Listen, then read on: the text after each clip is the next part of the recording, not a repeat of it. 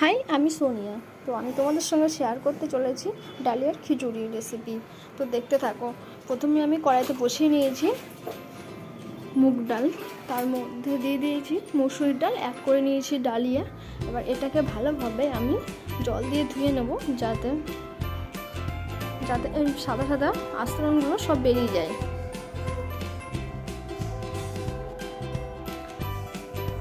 ভালোভাবে ধোয়া হয়ে গেছে, তার মধ্যে আমি পরিমাণ মতো জল দিয়ে দেব।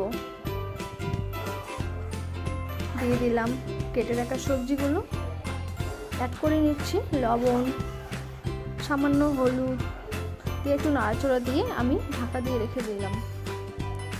ফাইনালি আমার ডালিয়া রান্না করার শেষের দিকে। আর একটা কড়াইতে আমি তেল,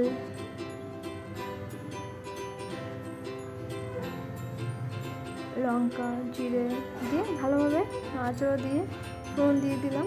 এবার নামিয়ে নিলাম গরম গরম ডালিয়ার খিচুড়ি। তো দেখো কালারটা কত সুন্দর হয়েছে। রান্না আমার কমপ্লিট। Tata, bye bye.